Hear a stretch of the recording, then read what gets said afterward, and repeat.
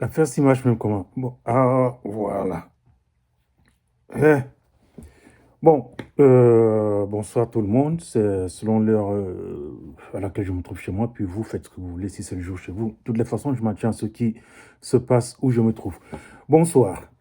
Alors, Mungwelo Yam, chercheur indépendant. Je vais me présenter comme ça, accepter. Je ne sais pas trop comment faire différemment.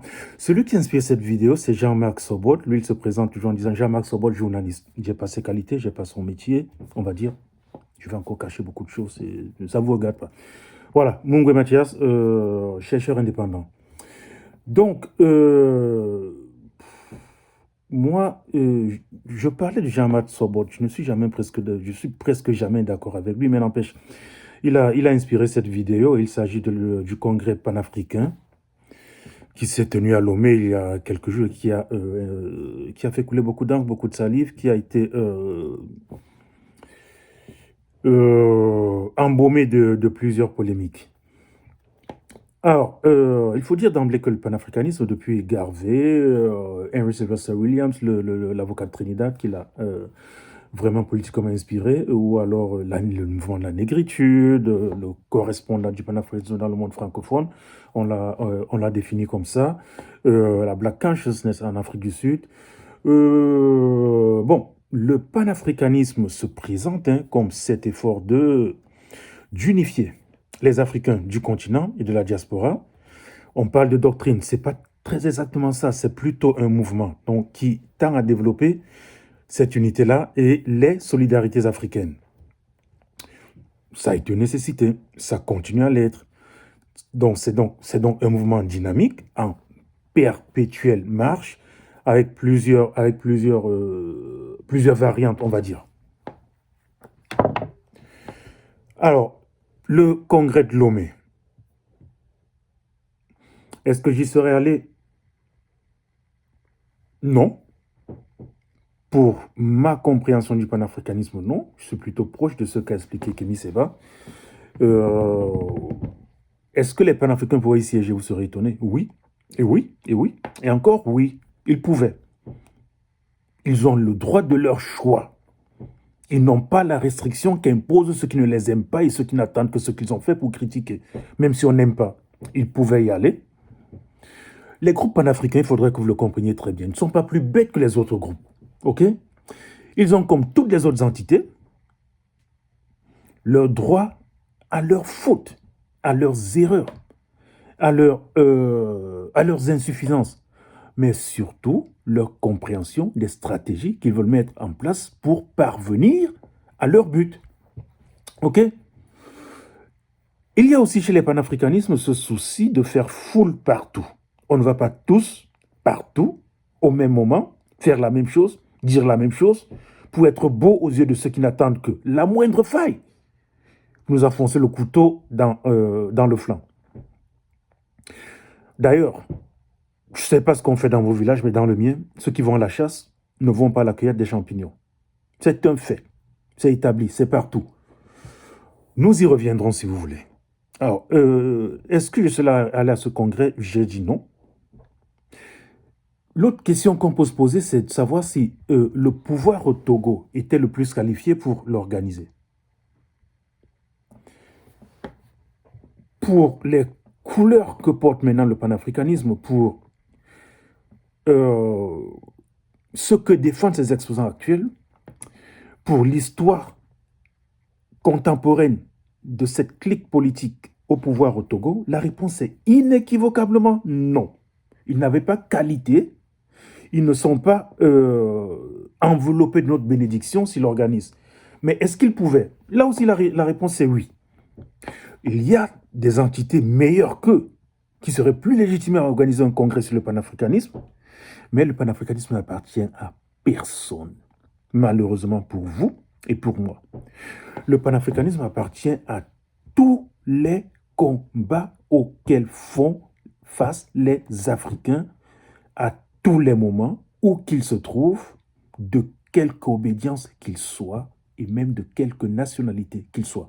Le Togo, il faut le dire,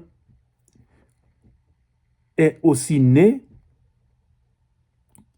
comme réponse à ce mouvement garvéiste de rapatriement, d'autant plus que pour ceux qui ont une certaine acuité, on se souvient que le Togo naît aussi dans l'effort idéologique actuel, c'est-à-dire post-colonial, de l'envie de souveraineté nationale. Donc, c'est l'un de ces pays-là où on peut s'attendre que quelque chose se passe qui puisse attirer les panafricanistes. Alors, tout le monde sait les misères qu'a fait la France à Silvano Olympio quand il arrache l'indépendance du Togo, qui a une histoire commune avec le Cameroun. Mais ça, nous y reviendrons aussi dans un autre moment, dans un autre échange. Voilà. Le constat, c'est le suivant. Le panafricanisme refuse d'être encapsulé dans une définition figée parce que sa caractéristique la plus essentielle, c'est l'indépendance. Il présentera donc de ce fait ces tentacules, ou une de ces tentacules partout, où vous ne vous attendiez pas, où vous ne souhaiteriez pas que son nez se pointe. Ils n'obéissent pas à vous, les panafricanistes. Ils font ce qui leur est utile, et je voudrais parier que ce qui leur est utile est bien souvent utile à vous aussi. Donc, il y a désormais chez eux ce souci d'occuper tous les espaces médiatiques, idéologiques, didactiques et toutes les plateformes de débat. Alors, je vais citer un nom. Nathalie Yamb, malgré sa belle présence et son beau nom qui m'est habituel et domestique, avec qui j'ai des échanges parfois qui sont des accrochages, dont elle ne se souviendra pas, mais elle s'en fout, on s'en fout. C'est-à-dire que son agenda n'est pas lié à ma personne. Elle n'a pas demandé mon avis ni votre validation pour que la branche du mouvement à laquelle elle appartient, à laquelle elle se reconnaît, se rende où l'intérêt les prédispose à être écoutés et suivis. Quand il s'agit de Jésus, vous êtes les premiers à dire « Même à mois de nuit, on ira prêcher la bonne nouvelle. » Mais alors, souffrez, je vais être très clair. Souffrez que d'autres aussi aillent chez le diable proposer leur recette de rédemption et leur eau bénite. Ok? Cela dit, souvenez-vous toujours que pour la plupart, les panafricanistes ont déjà un haut débit de curiosité. C'est des gens qui s'informent beaucoup, c'est des gens qui recherchent beaucoup, ils s'instruisent beaucoup, et pour la plupart, voyez seulement ceux à qui vous attaquez aujourd'hui, ils ont un niveau culturel moyen, haut, sinon très haut. Ok? Donc, ce sont des combattants, héritiers de la douleur coloniale, qui a construit la conscience collective dans laquelle nous naviguons tous encore aujourd'hui. Alors, du charbon ardent sur lequel on souffle, a toujours le potentiel de produire de l'incandescence, sinon des flammes. C'est un rappel, hein, mais c'est aussi un avertissement. Tapez sur les panafricanistes comme vous voulez, vous aurez bien souvent la réponse que vous méritez. Peu importe si vous êtes vous-même panafricaniste. Parce que le leitmotiv, ce n'est pas votre sympathie, ce n'est pas mon approbation.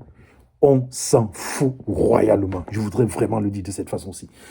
Mais ce qui les anime, c'est le triomphe de leurs idéaux qui, bien souvent, je le répète, sont d'ordre communautaire et vous intéressent aussi.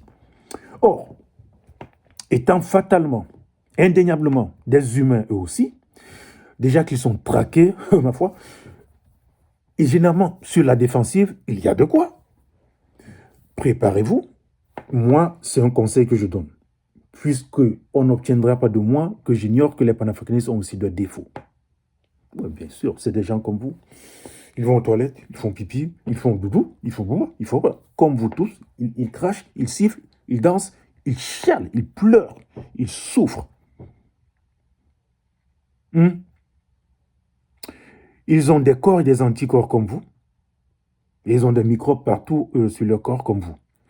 Donc, préparez-vous, ça c'est une suggestion que je fais, à leur reconnaître ça, à leur reconnaître leurs efforts, à leur reconnaître leur grande dédition, mais aussi à leur pardonner au moins, je le dis de façon très précise, 2 choses par semaine. Parce qu'ils donnent très peu et ce qu'ils font leur vaut toujours des coups. Alors, si vous ne le faites pas, vous tirez sur l'ambulance et c'est suicidaire parce que l'adversaire d'en face, malgré son grand humanisme toujours mis en avant, n'a jamais eu pitié. Et ce n'est pas parce que, en interne, vous vous attaquez à ceux qui vous ressemblent qu'ils vous estimeront beaucoup plus qu'ils ne le font vis-à-vis des autres. Ils n'auront pitié ni d'eux, ni de vous. C'est leur façon de fonctionner. C'est comme ça. Par ailleurs, leur humanisme n'a jamais été démontré. C'est-à-dire que c'est des humanistes qui ont semé la merde partout dans le monde. C'est des gens qui, après la Déclaration universelle des droits de l'homme, sont allés mettre le bordel avec le colonialisme et aujourd'hui avec l'impérialisme. C'était des humanistes. De gros cerveaux, de grands littéraires, de grands philosophes qui nous ont laissé des briques entières de savoir et de philosophie, de droiture humaniste et humanitaire, mais qui avaient soif du sang de ceux qui ne leur ressemblent pas. Comment on fait pour concilier ça et demander et obtenir d'être respecté par les descendants de ceux qu'on a détruits, tandis que les mêmes tapent sur ceux qui, même en se trompant, cherchent voies et moyens pour revendiquer ce qui est revendicable, pour rétablir ce qui est rétablissable. Les panafricanistes en l'occurrence. Donc, par rapport aux vidéos et aux publications qui se sont multipliées sur l'affaire, sur le congrès du panafricanisme à Lomé,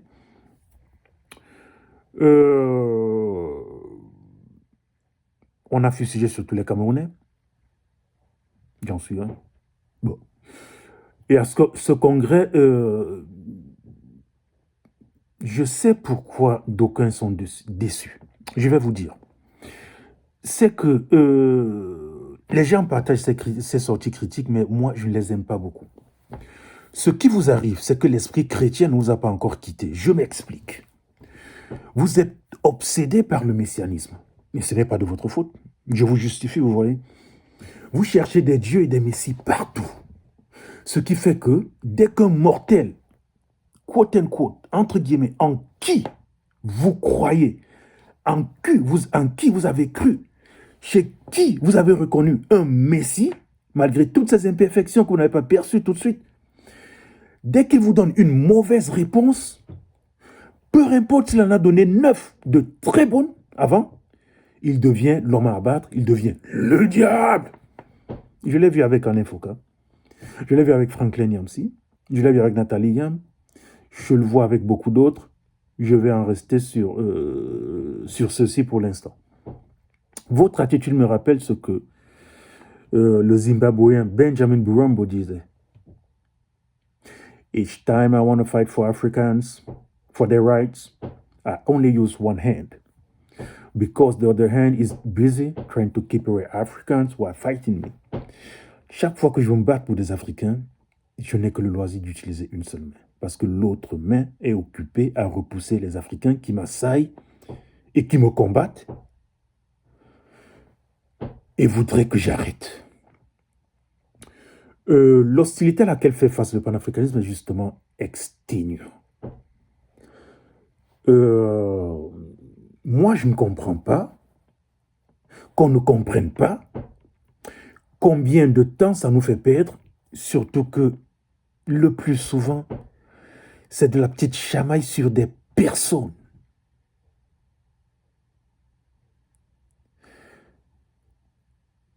C'est décevant. J'ai pas un autre mot sur le coup, mais j'ai pensé à pire. Donc, moi, je m'autorise à vous enseigner un aspect que vous devez intégrer, je l'espère, tout de suite. Je l'espère définitivement. Acceptez nos contradictions internes. Les panafricanistes ne sont pas les seuls à en avoir. Et c'est d'ailleurs une caractéristique fondamentale de tout groupe, de toute société, de toute communauté et de toute association. Alors, les cercles idéologiques ou communautaires noirs africains semblent être les seuls auxquels on n'accorde pas le loisir de l'incongruité inattendue, passagère, ponctuelle. Pourtant, ça aussi, c'est humain, et c'est humain partout. Souffrez que nous aussi, nous veuillons rester, à vos yeux, humains. Alors, pourtant, on le reconnaît, même nos détracteurs ou alors nos adversaires, on va les appeler par leur nom. Je les salue, bonsoir. Alors, ils savent qu'une identité africaine existe bel et bien. Il suffit de voir ce que la plupart des chanteurs africains produisent. Chacun chante l'Afrique à un moment donné. Chacun chante l'unité africaine à un moment donné. Ça n'arrive pas aux Américains, ça n'arrive pas aux Européens, ça n'arrive pas aux Asiatiques. C'est parce qu'on sait qu'on provient d'une seule chose. On a la même culture avec plusieurs traditions. Retenez ça. Je vous le redirai à une autre occasion et on développera. Donc, l'idée d'identité africaine est beaucoup plus profondément enracinée que les autres identités raciales ou continentales qui constituent le monde et qui, le plus souvent, sans le dire, sans se déclarer, sans prôner cette unité, font la voie la plus grosse et la plus brutale.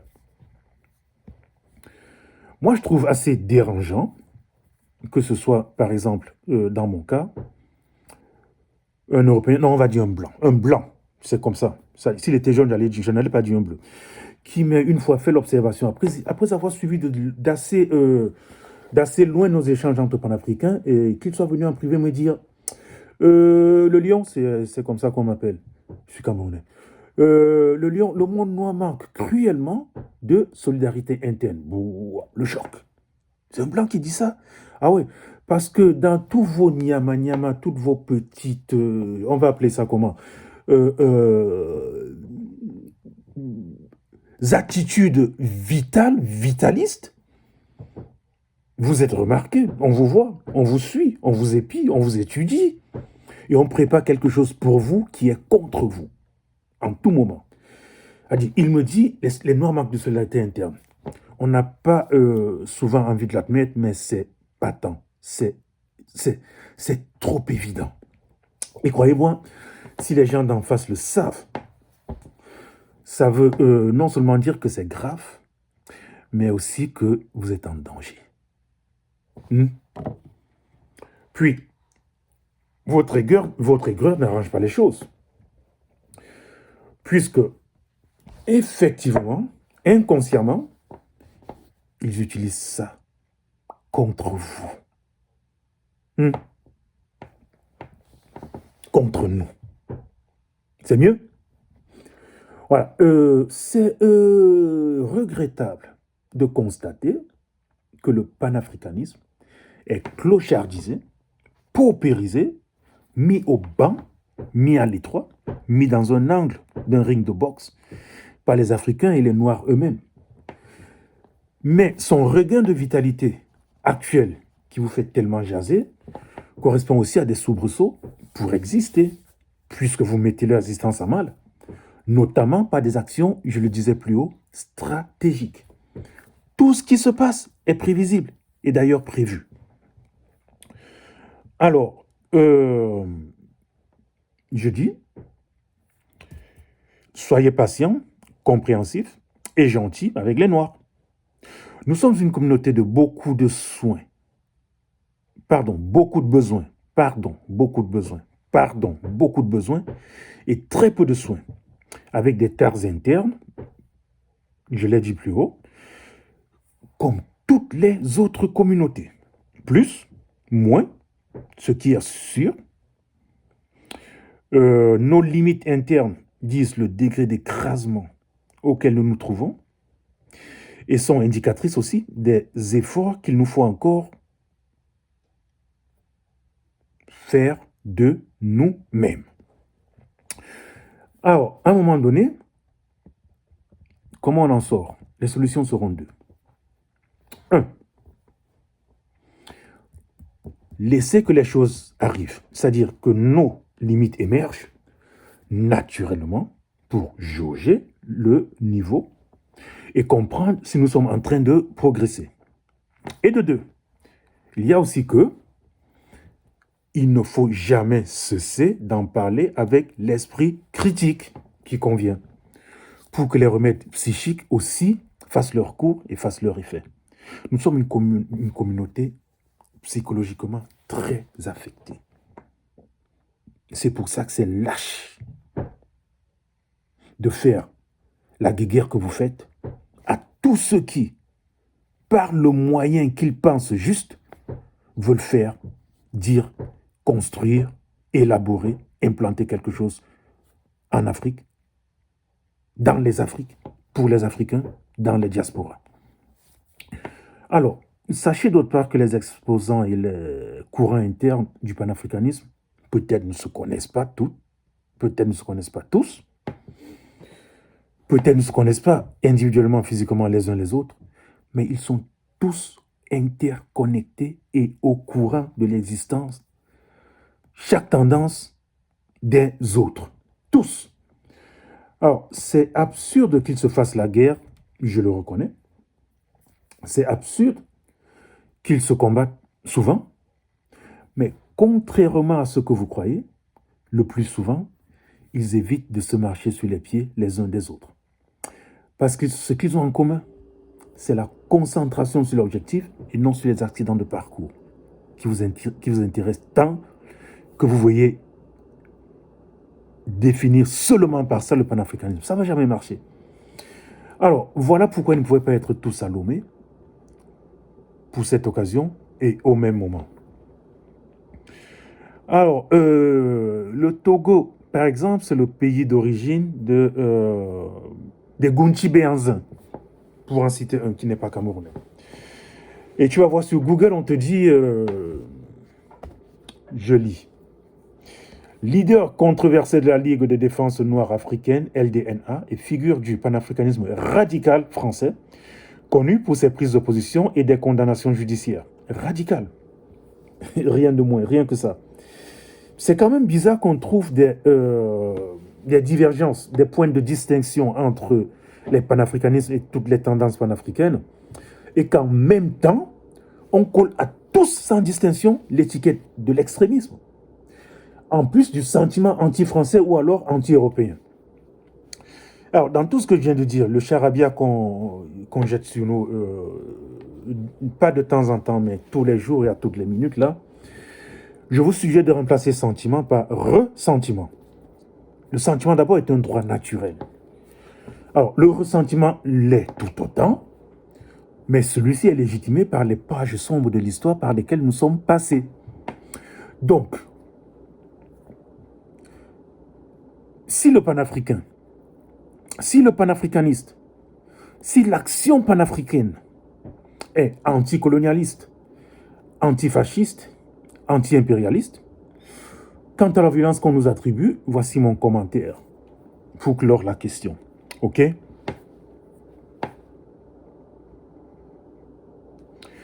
On ne peut pas s'ériger contre une brutalité totalitariste, nihiliste, comme le colonialisme, aujourd'hui encore impérialisme, eurocentrique, avec de l'angélisme, en distribuant des fleurs baignées de nos pleurs, de nos larmes, comme le remède contre la peur, mais aussi contre la terreur.